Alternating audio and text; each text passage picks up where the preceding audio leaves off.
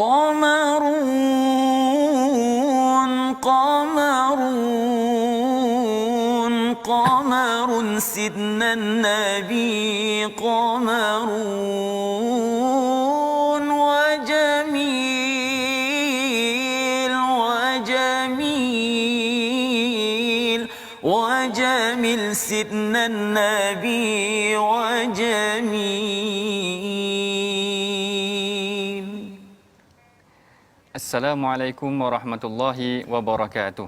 Alhamdulillahirabbil alamin wassalatu wassalamu ala asyrafil anbiya'i wal mursalin sayyidina Muhammadin wa ala alihi wa ashabihi ajmain, amma ba'd.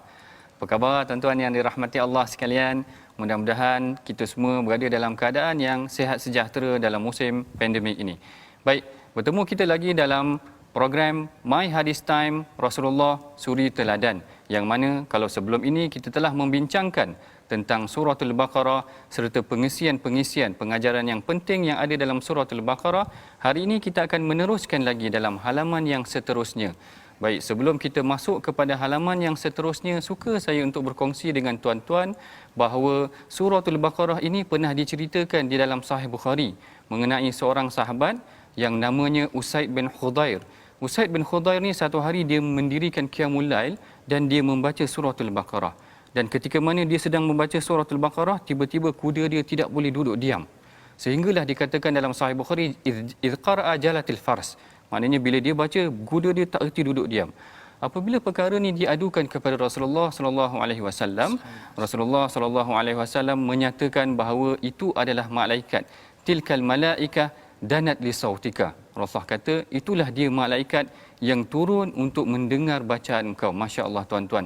Sebenarnya tinggi kelebihan yang ada pada Suratul Baqarah dan juga pada surah orang yang membaca surah dengan bacaan yang baik. Hari ini tuan-tuan akan bersama dengan saya Dr. Ahmad Sanusi bin Azmi, bersama dengan saya juga Ustaz Husaini. Apa khabar? Sihat alhamdulillah doktor, sihat doktor. Alhamdulillah. Insya-Allah hari ini kita akan teruskan lagi pengajian kita dalam Suratul Baqarah. Tapi sebelum tu marilah bersama kita dengarkan dahulu bacaan daripada surah Baqarah yang akan diperdengarkan oleh Ustaz Husaini kita. Silakan Ustaz. Terima kasih doktor.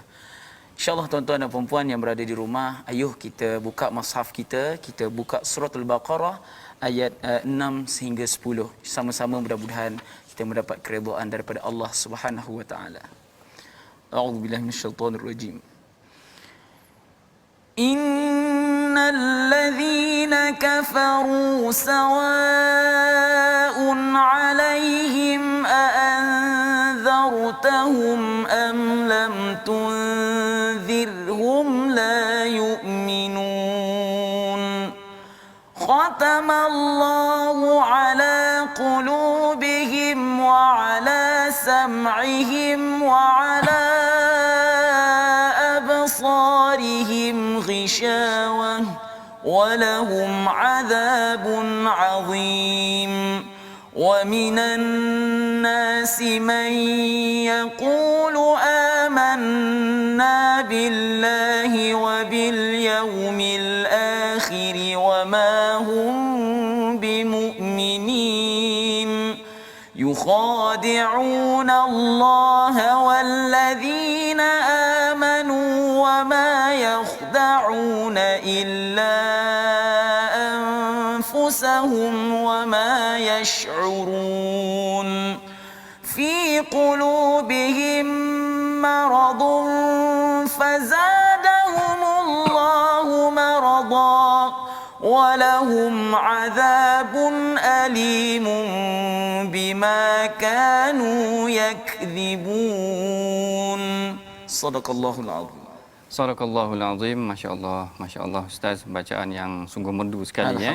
Kita harapkan bacaan Quran kita mudah-mudahan seperti mana yang dialami oleh Sayyidina Usaid bin Khudair, dia akan menurunkan ketenangan, seakan-akan menurunkan malaikat tu benar-benar turun ketika kita membaca Al-Quran.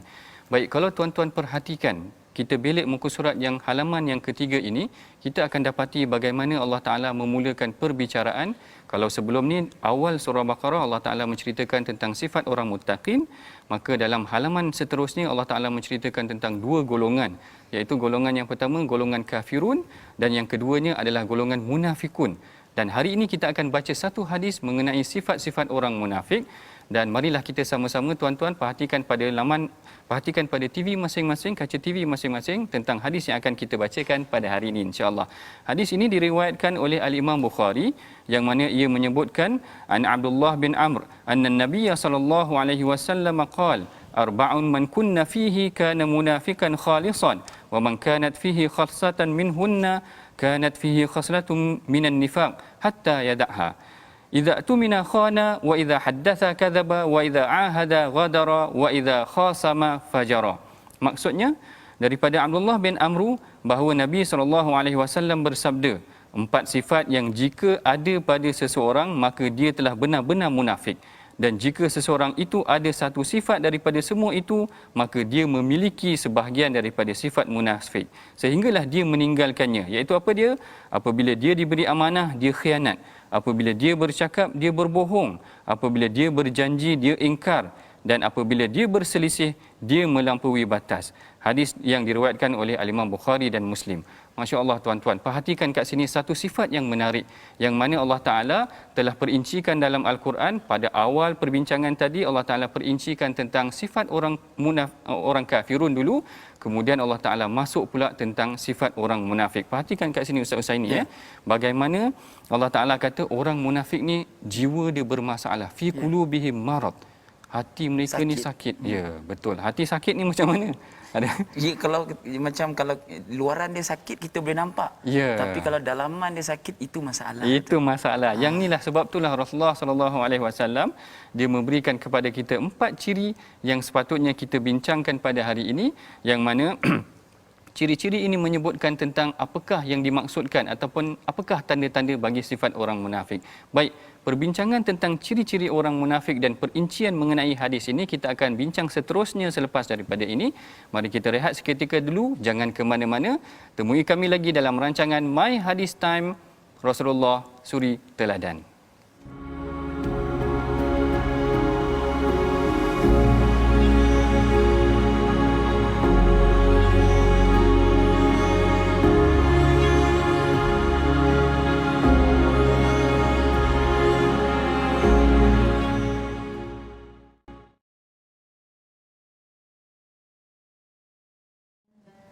Baik, bertemu kita lagi dalam rancangan My Hadis Time Rasulullah Suri Teladan.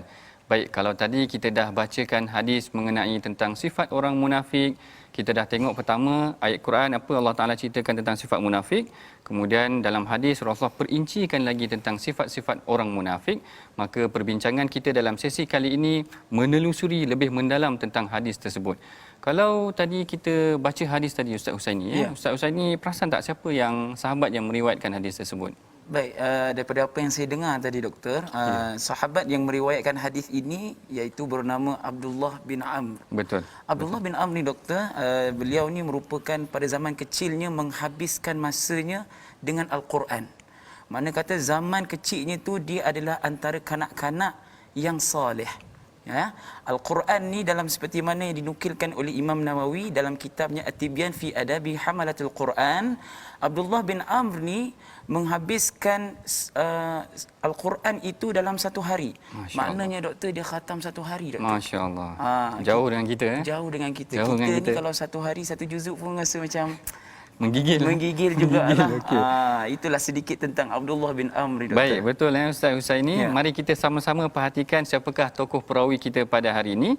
Beliau namanya adalah Abdullah bin Amru, yang mana beliau adalah sahabat di kalangan Muhajirin, yang mana beliau juga adalah seorang yang sangat zuhud dan kuat beribadah dan banyak meriwayatkan hadis daripada sahabat yang lain. Perkara ni kita boleh perhatikan bagaimana yang diceritakan oleh Al-Imam Az-Zahabi sendiri, yang mana nama beliau adalah Abdullah bin Amru. Pada hakikatnya beliau Islam sangat awal, iaitu dalam usia 12 tahun. Dia Islam lebih awal daripada ayah dia. Maknanya ketika itu ayah dia belum Muslim lagi, dia telah memeluk Islam. Bahkan kalau kita perhatikan dalam banyak hadis, dia adalah antara perawi di kalangan sahabat yang banyak menerima hadis daripada Rasulullah, kerana dia mencatatkan hadis yang dia dengar daripada Rasulullah SAW. Sebab itulah bila berselisih ataupun bila didengar pandangan daripada Saidina Abu Abu Hurairah. Abu Hurairah dia segan dengan Abdullah bin Amr ni. Kerana dia kata Abdullah bin Amr ni catatkan, dia tulis apa yang dia dengar daripada Rasulullah, sedangkan aku ni tak tulis apa yang aku dengar daripada Rasulullah. Itu kelebihan Abdullah bin Amr, bukan sahaja Islam awal, bahkan bukan sahaja rajin baca Quran yang macam Ustaz Husaini sebutkan tu tadi, bahkan dia adalah seorang yang memang menulis ataupun merekodkan hadis yang dia dengar daripada Rasulullah sallallahu alaihi wasallam. Baik, yang ni mengenai tentang perawi hadis yang kita bincangkan. Seterusnya kita masuk kepada sesi yang seterusnya, membincangkan mengenai apakah huraian yang terperinci mengenai hadis yang kita bacakan tadi. Kalau dalam hadis tadi Rasulullah memberikan kita 4 sifat orang munafik. Yang pertama, bila diberi janji dia khianat. Yang kedua, bila dia bercakap dia berbohong. Yang ketiga, bila diberikan perjanjian ataupun sesuatu maka dia mengingkarinya, dan yang keempat, bila dia bergaduh dia berlebih-lebihan.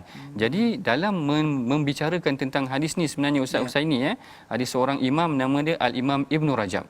Al-Imam Ibn Rajab Al-Hambali ni dia kata munafik ni sebenarnya ada 2 kategori. Kategori yang pertama adalah kategori yang mana kategori orang yang nifak, ni dia panggil nifak akbar. Nifak akbar ni adalah munafik dari aspek akidah.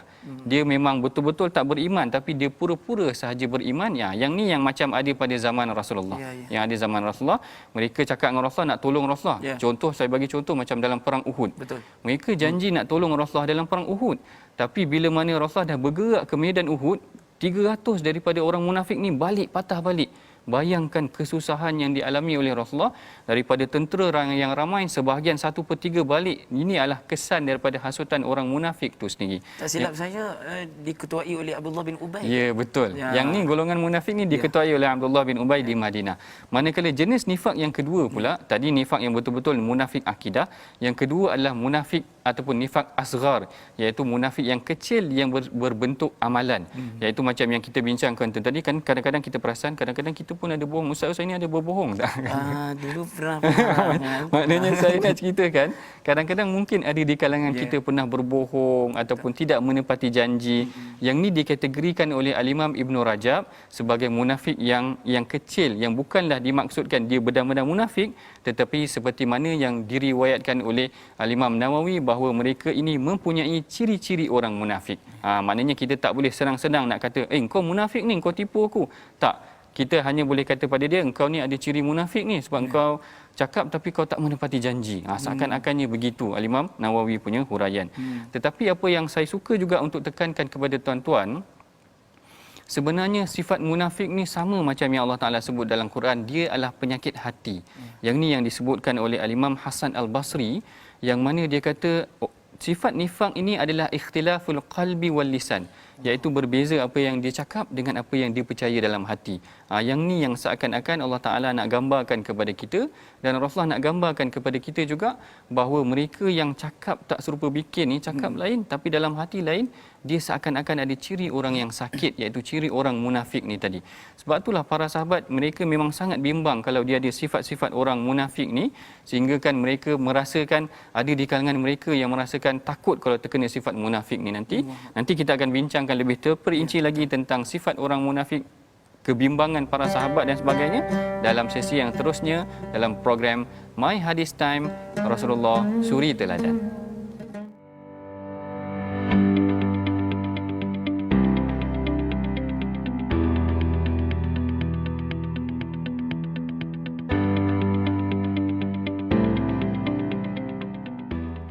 Baik, bertemu kita lagi dalam program My Hadis Time Rasulullah Suri Teladan. Program yang membicarakan, meneroka tentang isi kandung Al-Quran, menelusuri kacamata hadis Nabi SAW. Baik, kalau tadi di awal perbincangan kita dah tengok macam mana Allah Ta'ala menggambarkan tentang sifat orang munafik yang hatinya sakit, maka dalam perincian hadis Rasulullah perincikan 4 sifat orang munafik yang telah disebutkan pada awal hadis tadi. Maka yang seterusnya kita akan bincangkan apakah perkara ini, bagaimana kita apply ataupun bagaimana kita bincangkan dalam situasi semasa kita pada hari ini. Kalau ikut keadaan ataupun perbincangan dalam hadis ni ya Ustaz Husaini, apa agaknya situasi ataupun masalah yang sering berlaku yang seakan-akan ada ciri sifat munafik itu tadi? Baik, saya suka soalan doktor tu sebab dia banyak berlaku dalam masyarakat kita ni tuan-tuan dan puan-puan. dalam mana hadis Nabi sallallahu alaihi wasallam dalam kitab Sahih Muslim, Bukhari Muslim mengatakan 3 tanda orang munafik ni, salah satunya adalah bila dia berjanji dia berdusta. Betul. Mana kalanya mana kata bila berjanji suka nak menipu. Contohnya apa?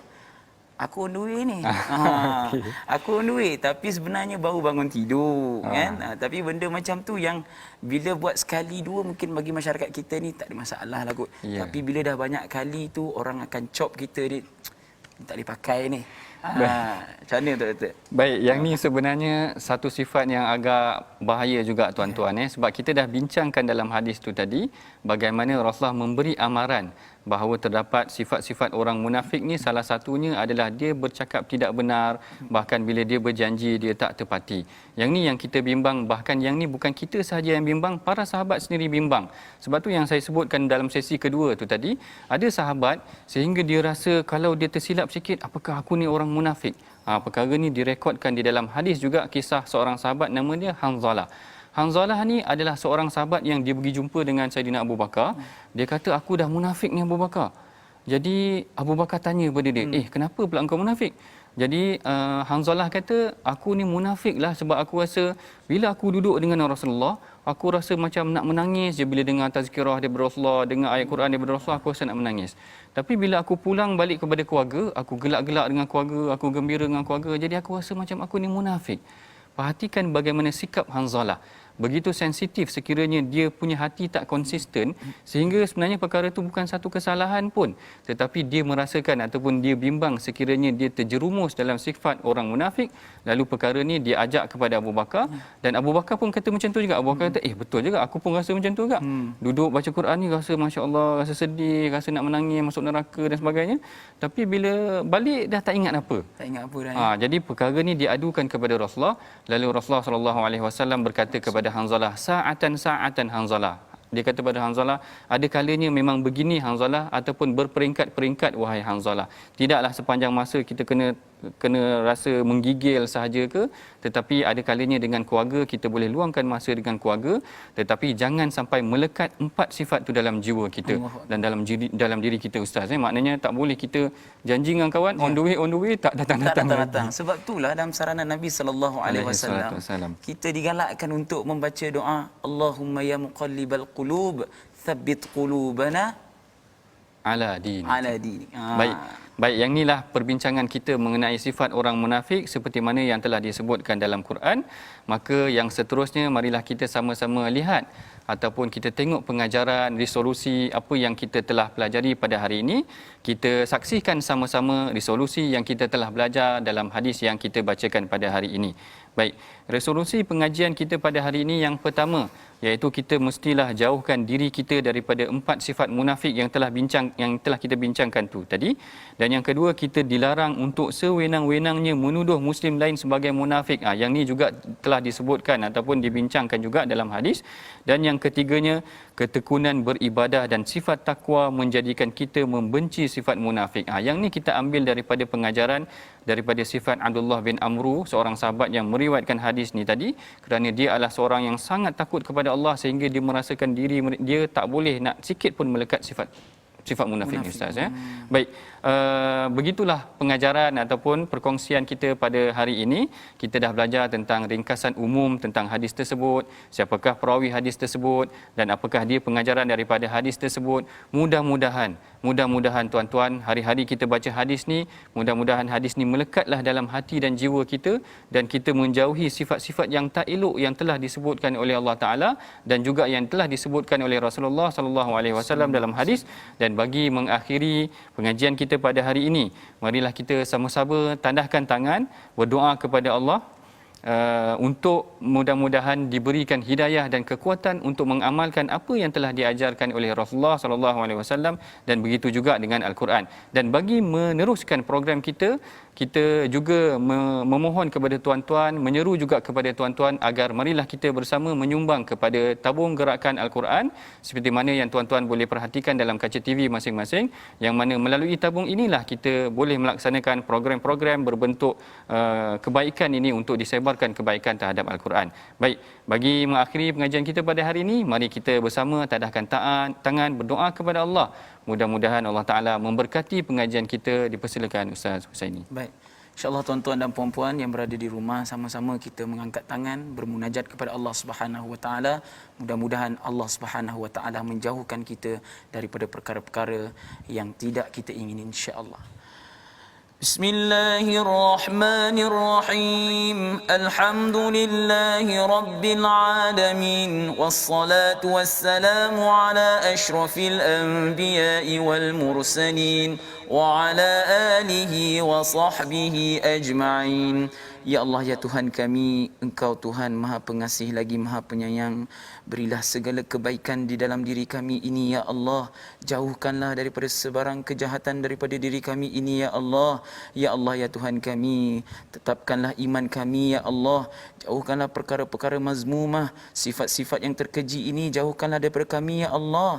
Ya Allah, ya Tuhan kami, perkukuhkanlah keimanan kami untuk agama Islam-Mu, ya Allah. Ya Allah, ya Tuhan kami, tiada daya upaya kami, ya Allah, daripada mengharapkan pertolongan-Mu, ya Allah. Tolonglah kami, ya Allah. Bantulah kami dalam kesusahan, ya Allah, untuk mencari sinar hidayah-Mu, ya Allah. ربنا آتنا في الدنيا حسنة وفي الآخرة حسنة وقنا عذاب النار وصلى الله على سيدنا محمد وعلى آله وصحبه وسلم والحمد لله رب العالمين.